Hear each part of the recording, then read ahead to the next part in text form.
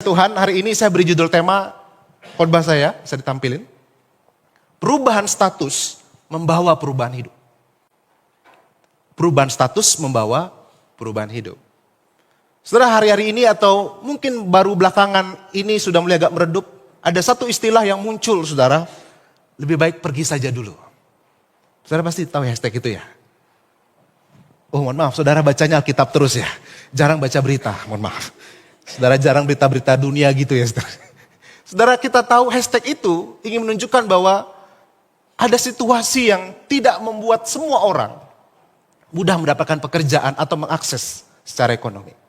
Sehingga mereka berpikir lebih baik keluar dulu ke negara yang maju misalnya untuk bekerja di situ.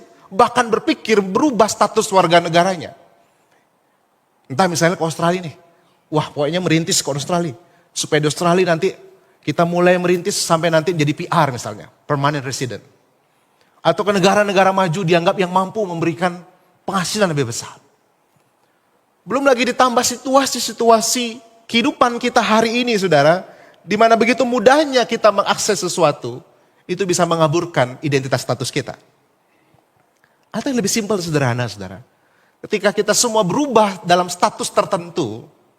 Kita menjadi orang-orang yang juga mengalami perubahan hidup harusnya. Dari jomblo menjadi suami atau istri. Ada perubahan hidup. Gak bisa dulunya suka keluyuran ketika masih sebelum menikah. Setelah menikah harus punya waktu lebih banyak pada keluarga. Perubahan status membawa perubahan hidup. Ini masih ada yang jomblo di sini ya. Boleh angkat tangan kecil-kecil aja dari tempatnya. Oh iya. Cepat berubah status ya. Minimal punya gebetan dulu lah gitu. Karena perubahan status sekali lagi membawa pada perubahan hidup. Saudara, kalau kita perhatikan lebih jauh dalam kehidupan modern hari ini saudara. Maka saya ingin mengajak saudara melihat bahwa perubahan status itu menjadi sesuatu yang penting bagi banyak orang hari ini. Kenapa? Karena status itu baik karir kita, kekayaan, status sosial kita. Itu seringkali dipakai sendiri ukuran diri seseorang. Dan dianggap kalau ada status tertentu dapat tercapai, maka hidupnya akan lebih tenang, lebih damai. Ambil contoh saudara. Oh kalau status saya bukan lagi pegawai tapi owner. Maka nilai ukuran hidup saya akan lebih tinggi daripada seorang karyawan. Jika saya mencapai kekayaan tertentu. Atau sekarang istilahnya, atau istilah yang terkenal financial freedom. Bukan lagi kerja cari uang, tapi uang yang bekerja untuk kita. Misalnya. Maka kita akan berpikir, oh disitulah waktu saya akan tenang hidup saya. Saudara, hari ini dalam kehidupan manusia, status itu menjadi sebuah ukuran untuk nilai hidup seseorang. Semakin tinggi status seseorang secara sosial misalnya, maka dia menganggap dirinya semakin punya nilai yang tinggi. Itulah yang terjadi hari-hari ini. Saudara. Itulah mengapa status itu penting. Karena ini dipakai sebuah bagian untuk memberikan dianggap nilai diri dan juga ketenangan, kedamaian. Tapi pertanyaan lebih jauh saudara, yang bisa kita renungkan, apakah benar status-status yang diberikan oleh dunia itu memberikan kepuasan sejati dan abadi?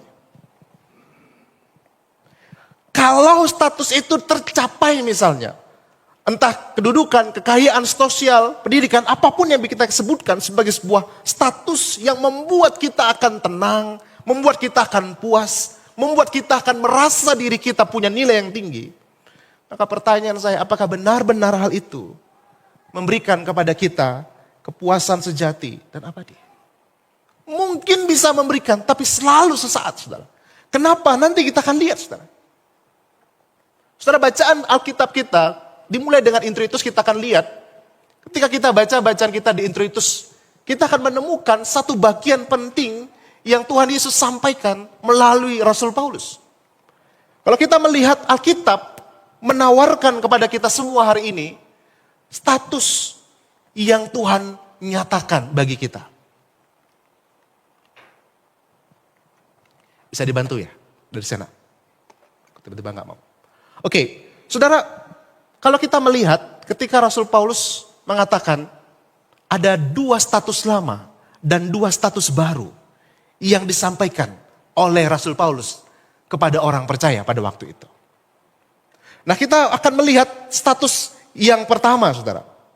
Ketika kita dikatakan, kamu bukan lagi orang asing dan pendatang, tetapi kamu adalah kawan keluarga Allah, anggota keluarga Allah. Yang pertama saudara, status lama kita digambarkan sebagai status dalam bahasa Yunani adalah xenos. Orang asing. Nah gambaran adalah, xenos adalah orang yang tinggal di satu tempat, tetapi dia tidak punya hak apapun. Hak bicara, kayak hak berbisnis, kalau zaman Yunani kuno pada waktu itu. Ketika orang statusnya xenos, saudara, maka dia menjadi orang yang tidak punya hak apapun. Hanya tinggal bersama saja. Kalau gambaran kehidupan rohani, saudara, itu merupakan status, bicara tentang status, mungkin statusnya Kristen. Tetapi dia tidak sungguh-sungguh ada dalam hak, ada dalam bagian janji-janji Allah. Nah status yang berikutnya adalah dalam bahasa Yunani yang kalau kita temukan pendatang adalah paroikos. Dari kata para dan oikos, saudara mungkin tahu ya, karena parakletos cukup terkenal ya, artinya roh kudus, roh penghibur. Para artinya dekat, oikos artinya rumah. Itu bicara tentang konteksnya pada zaman itu adalah bicara tentang orang yang tinggal dekat dalam suatu tempat tertentu, tetapi sebenarnya orang itu nggak punya relasi, tidak punya hubungan. Dia pendatang, dia nggak punya hak waris. Tinggal bersama dekat, tetapi dia tidak punya kedekatan dan tidak punya hak waris terhadap apapun yang dijanjikan. Saudara, kenapa ini penting, saudara? Kita diajak untuk melihat kadang orang Kristen itu seperti ini, paroikos. Mungkin dia dekat dengan persekutuan. Mungkin dia dekat dengan kegiatan gerejawi. Mungkin dia dekat dengan berbagai aktivitas rohani yang bisa disebutkan dari A sampai Z. Tapi sebenarnya tidak ada sungguh kedekatan dengan Tuhan. Dan tidak sungguh-sungguh orang itu sungguh yakin dengan apa yang dia miliki di dalam Tuhan. Nah sebaliknya, kita belajar bagaimana Rasul Paulus memberikan sekarang status yang baru. Yang Tuhan nyatakan bagi kita. Yang pertama dalam bahasa Yunani adalah status itu kawan sewarga adalah simpolites. Kita tahu dari kata sun ya, atau sin, kita sering sinode. Sin berjalan bersama-sama dalam kedekatan. Dan kata polites itu kita tahu ya, polis ya, kota. Bicara tentang status kewarganegaraan dengan partisipasi yang penuh, baik hak dan tanggung jawab. Dia bukan status yang hanya sementara, kalau istilah di awal tadi permanen resident. Sehingga dia punya hak-hak sebagai warga negara. Kalau di Australia saudara bukan PR, saudara nggak punya asuransi kesehatan yang bagus. Saudara memasukkan anak sulitnya minta ampun, bahkan mahal sekali. Tapi ketika saudara adalah PR, saudara akan punya asuransi kesehatan yang baik.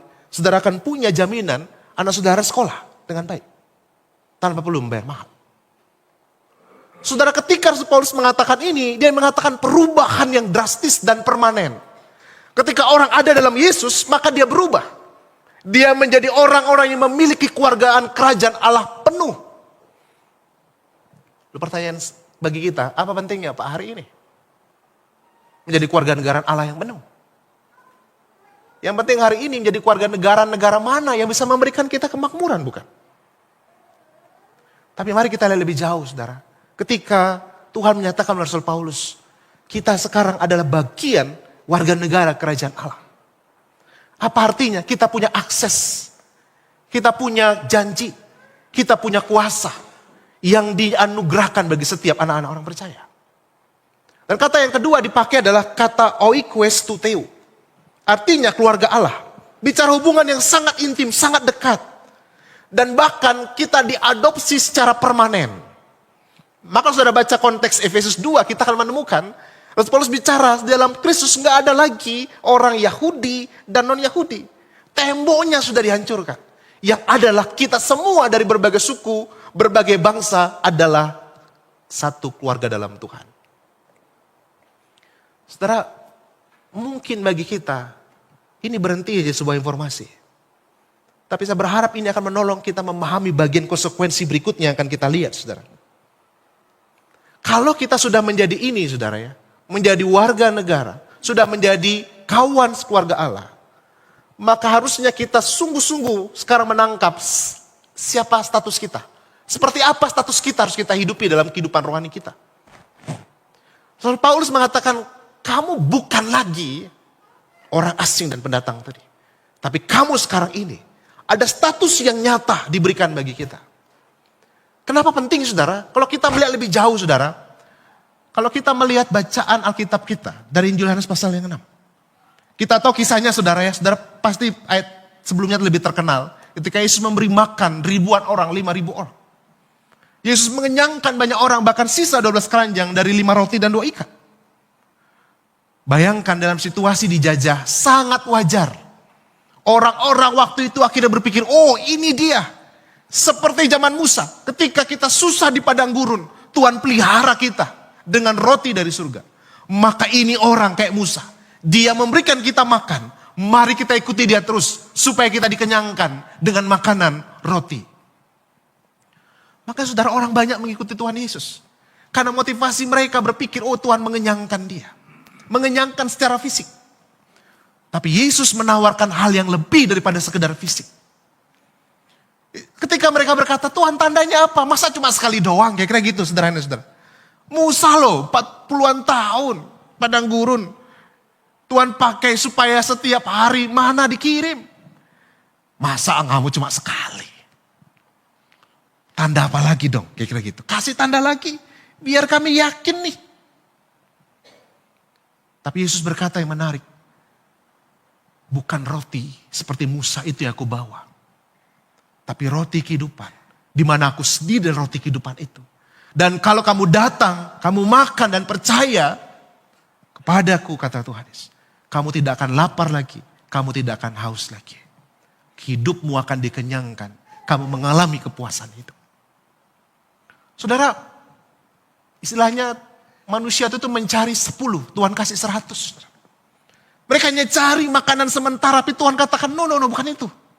Itu bukan kebutuhan utamamu. Ketika engkau datang kepada Tuhan, tapi yang kau datang adalah memberikan kepuasan hidup. Kenapa, saudara? Roti bisa diberikan oleh manusia secara fisik. Tapi roti kehidupan memberi kepuasan hidup sejati. Gak akan pernah bisa diberikan oleh apapun dan siapapun juga. Bahkan bagi yang sudah berumah tangga. Saya berani mengatakan, saudara. Tidak akan pernah pasangan kita mampu memuaskan kita sepenuhnya. Saudara kita, orang tua kita. Bahkan siapa yang kita anggap, oh kalau ada dia hidup saya aman. Saya berani menjamin saudara. Dia tidak akan pernah bisa memberikan kepuasan sejati bagi saudara. Kenapa saya berani berkata demikian? Karena Tuhan jelas mengatakan, hanya dialah yang mampu memberikan kepuasan hidup. Enggak bisa yang lain. Tidak bisa apapun juga dalam hidup ini. Tapi saudara dikasih Tuhan, Yesus dengan jelas bagi kita memberikan sebuah gambaran bahwa dialah roti kehidupan yang akan memberikan kepuasan sejati, bahkan membarui hidup kita. Saudara kasih Tuhan, sebagai orang sekarang yang bukan lagi pendatang orang asing, tapi kita adalah kawan sewarga, menjadi warga negara kerajaan Allah. Dan kita menjadi orang-orang satu keluarga Allah. Maka sekarang kita diajak untuk mengingat. Kita punya akses untuk mengalami kepuasan hidup yang sejati. Pembaruan hidup sejati di dalam Tuhan sebagai roti hidup. Kenapa orang banyak pada waktu itu gak menikmati? Karena mereka tidak sungguh-sungguh menghayati apa yang Yesus katakan. Kalau saudara baca selanjutnya saudara. Mulai ayat 60 sampai 66. Puncaknya Yohanes 6 ayat 66, ketika Tuhan mengatakan, akulah roti hidup, kamu gak bisa lagi hidup kalau tidak melalui aku, dan seterusnya. Ketika orang banyak mendengar itu, Alkitab mencatat, saudara baca ayat 66. Banyak orang meninggalkan Yesus karena mereka kecewa. Kenapa mereka kecewa? Mereka berharap dapat roti secara fisik. Tapi Tuhan waktu itu mengatakan bukan itu yang utama. Mungkin Anda berkata, Pak, masa kita nggak perlu roti, Pak? Jangan salah saudara, sebelumnya roti fisik sudah diberikan. Tetapi ketika dikasih roti yang sejati, mereka menolak. Itulah gambaran manusia. Saudara. Tuhan sudah kasih apa yang diperlukan, tapi dia nggak sungguh mau hidup dalam Tuhan. Tuhan sudah menyiapkan apa yang kita butuhkan. Tetapi kita hidup tidak dekat dengan Tuhan. Mengalami Tuhan setiap hari. Saudara kasih Tuhan. Dalam konteks inilah saudara. Kita diajak untuk melihat hidup kita. Bayangkan dalam kehidupan kita saudara. Ketika ada seorang yang kita anggap sukses, dia memiliki segalanya, karir yang cemerlang, harta yang banyak, bahkan cukup, lebih dari cukup. Dia memiliki pengakuan dan status sosial yang tinggi. Tetapi di balik semua itu, dia merasa lapar dan haus akan makna hidup, akan tujuan hidup, dan juga kedamaian yang tidak bisa dibeli oleh apapun juga. Saudara, saudara sekali lagi, kalau dengan harta, dengan kedudukan, dengan status sosial yang dianggap tinggi dan banyak itu, orang bisa menemukan kepuasan, orang bisa menemukan makna tujuan hidup. Saya yakin tidak akan pernah ada berita artis terkenal bunuh diri. Saudara bisa googling dengan mudah. Artis Korea, di Inggris, di banyak tempat, saudara. Yang menurut ukuran kita, wah, dia bergelimang harta. Dia memiliki status yang terkenal. Dia memiliki semua yang dianggap bisa memberikan kepuasan hidup. Tapi nyatanya toh kita melihat, itu semua tidak bisa memberikan kepuasan hidup. Sekali lagi saudara, kalau itu semua bisa memberikan, saya yakin tidak akan pernah sekalipun kita mendengar ada artis-artis orang terkenal yang mengakhiri hidupnya dengan bunuh diri.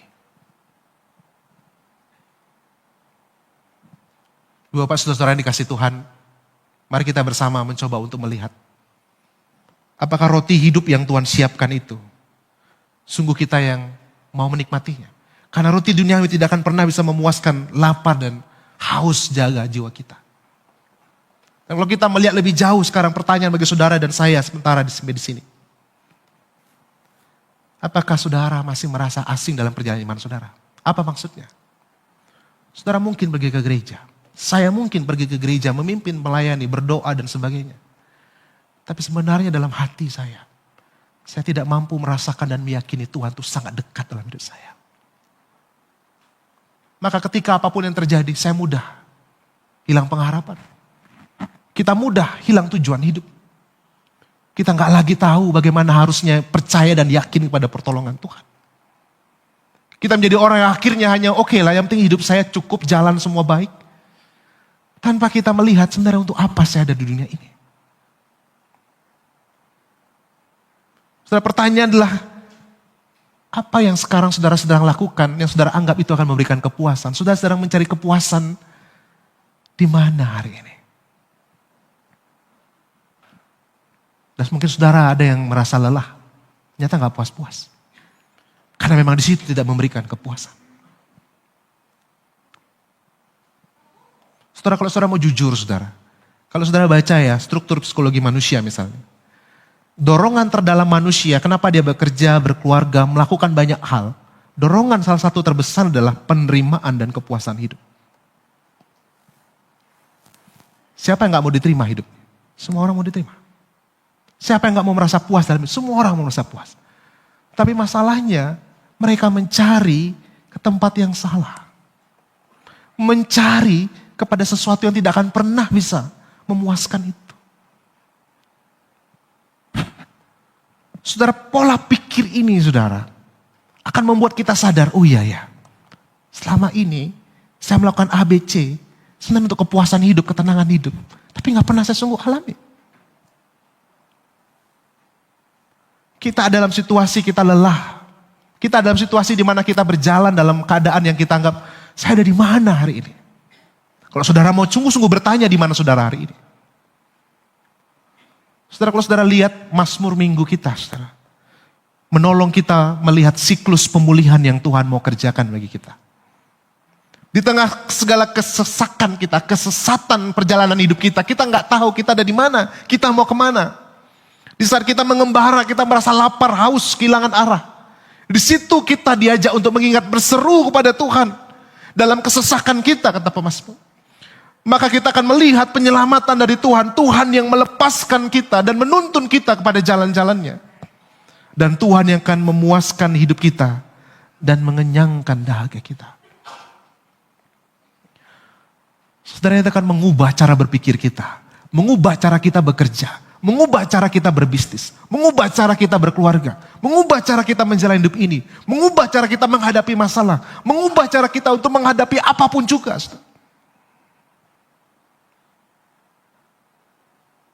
Ketika kita sungguh mengalami itu di dalam Tuhan, akan mengubah banyak hal di hidup kita. Saudara. Pasti terjadi perubahan hidup, tidak mungkin tidak. Karena status yang Tuhan berikan itu membawa bukan hanya kita tidak dihukum, tapi membawa kita kepada kehidupan yang Dia siapkan bagi kita. Ketika saudara menghadapi masalah, pasti nggak saudara dengan yakin berkata, Tuhan, mungkin aku nggak lihat hari ini jalan dari Tuhan. Tapi aku yakin, Tuhan punya cara buka jalan. Tuhan punya cara menolong saya. Ketika kita melihat masalah yang terjadi nggak beres-beres, masihkah kita punya iman berkata, Tuhan, saya nggak tahu ujungnya di mana. Tapi yang saya tahu, kalau Tuhan bersama dengan saya akan dimampukan, dikuatkan melewati ini semua. Masihkah kita punya keyakinan itu? Masihkah kita memiliki sungguh rasa dalam hidup kita ketenangan meskipun banyak hal yang harus kita pikirkan. Ruwet hidup ini. Tapi kita bisa masih merasakan tenangan dalam keyakinan kepada Tuhan. Masihkah kita ketika memandang masa depan yang mungkin menurut kita, perhitungan kita, wah kayaknya akan sulit, bahkan sangat sulit. Kita bisa percaya, saya percaya Tuhan memegang hari esok saya. Dan ketika saya melihat bunga di padang, rumput yang ada, Tuhan pelihara. Maka saya yakin saya pun, di dalam kemurahan Tuhan, Tuhan akan pelihara saya. Masihkah kita percaya dalam hidup ini ketika firman berkata bagi Tuhan gak ada yang mustahil? Atau jangan-jangan kita sudah mulai merasa oh semuanya mampu saya lakukan dengan baik. Semua terhandle, semua tercukupi, aman. Hati-hati. Jangan-jangan kita sedang bukan menjadi warga negara, tetapi menjadi sebelum tadi pendatang. Ada sepertinya dekat Tuhan, tapi gak sungguh mengalami merasakan hubungan dekat dengan Tuhan. Ini yang selalu juga saya tanyakan pada diri saya refleksikan. Saudara. Jangan sampai dalam berbagai pelayanan saya kerjakan, saya sendiri gak merasakan Tuhan dekat. Gak yakin apa yang Dia mampu kerjakan. Gak sungguh dapat melihat bagaimana karya Tuhan ajaib, seperti kata pemazmur.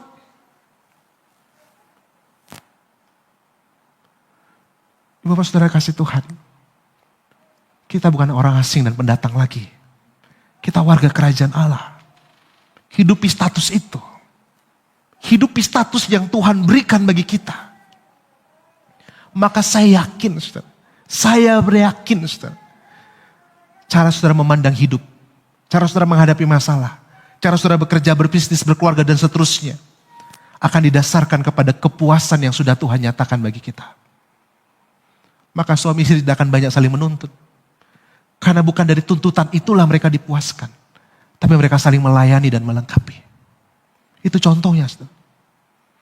Ketika orang bekerja, ketika mereka berbisnis, mereka tahu nilai-nilai kerajaan Allah ada dalam diri mereka. Maka saudara di bagian terakhir ini saya ingin mengajak kita merefleksikan 3 hal. Saudara. Perubahan apa yang terjadi harusnya ketika status itu berubah. Yang pertama adalah kita tidak lagi dikuasai oleh kekhawatiran hidup. Karena berbagai identitas status yang kita anggap sebagai hal yang memuaskan diri kita gak pernah kita capai. Tapi kita yakin apapun status saya hari ini, saya aman dalam dekapan kasih Tuhan. Tuhan memeluk erat saya apapun status saya hari ini. Kita gak memusingkan status yang belum kita capai, yang kita anggap itu akan memberikan kita ketenangan, keamanan. Kita khawatir.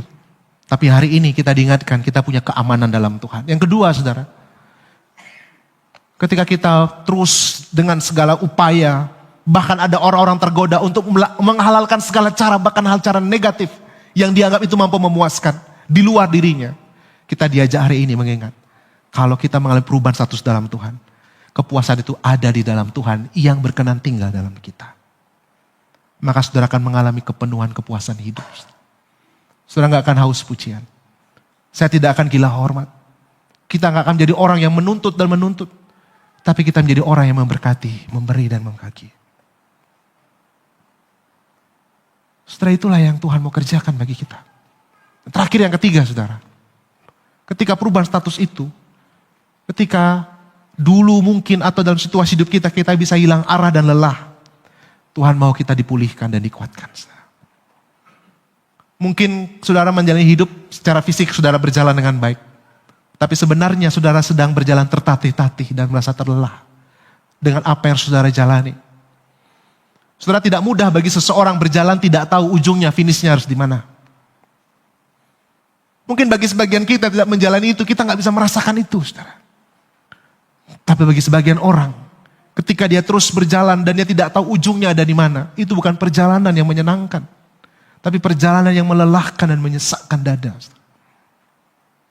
Mengapa hari ini banyak isu tentang kesehatan mental? Karena hari ini kita hidup di dunia di mana kita sangat mudah membanding-bandingkan. Saudara. Dengan kita membuka HP kita melihat kehidupan orang lain, lalu kita merasa, kok hidup saya kayak gini? Dengan melihat status orang lain, kok statusnya menyenangkan, enak-enak. Sedangkan saya seperti ini. Dan banyak lagi hal contoh yang membuat hari ini kita bisa berpikir, kok gitu ya, kok saya enggak? Tuhan, kapan saya kayak gitu? Orang bisa jalan-jalan dengan enak, saya kerja keras.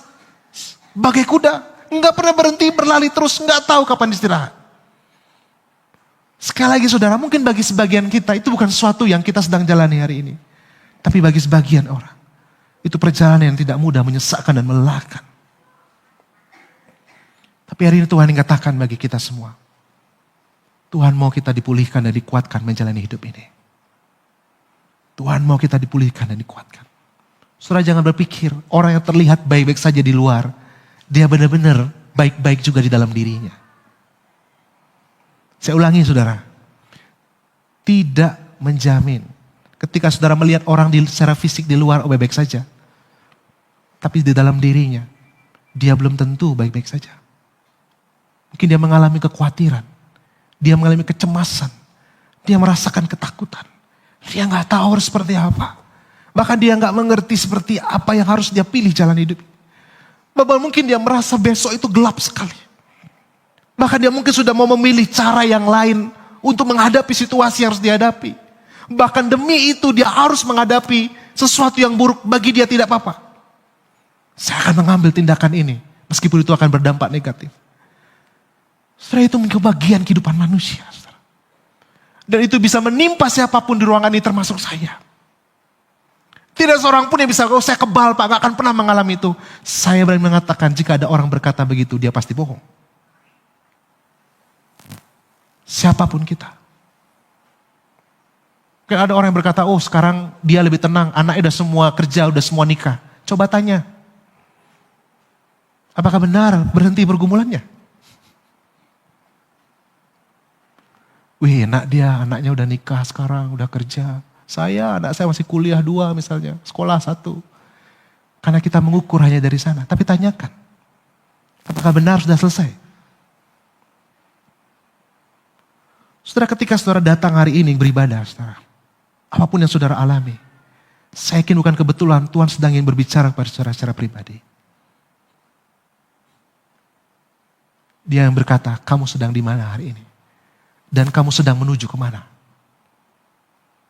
Dan Tuhan katakan, hanya di dalam akulah, kata Tuhan Yesus, kamu akan menemukan kepuasan, kekuatan, pengharapan, penghiburan sejati.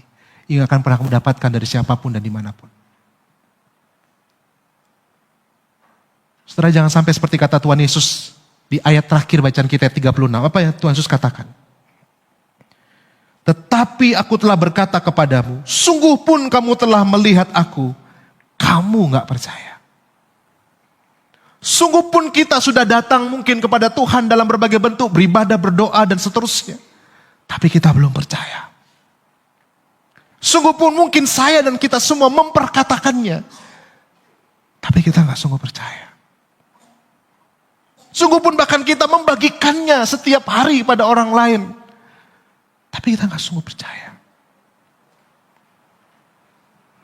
Sekarang Tuhan kembali menawarkan bagi saudara dan saya. Kalau kamu mau datang dan kamu percaya, kamu gak akan lapar lagi.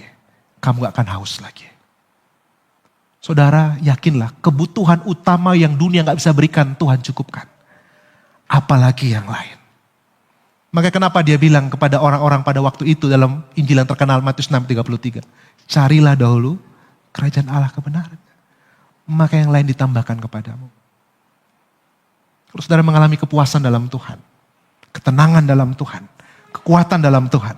Saya yakin saudara gak akan pernah berkekurangan. Tapi Tuhan bahkan bisa pakai saudara. Jadi seruan berkat bagi orang lain. Siapa di antara kita punya anggota keluarga yang kita kasihi. Kalau dia menghadapi masalah, kita biarkan dia sendiri. Siapa di antara kita punya anggota keluarga yang sangat kita kasihi. Dia kekurangan sesuatu lalu kita tutup mata dan berkata, itu urusanmu, bukan urusan saya. Saya yakin saudara, kita nggak akan melakukan itu.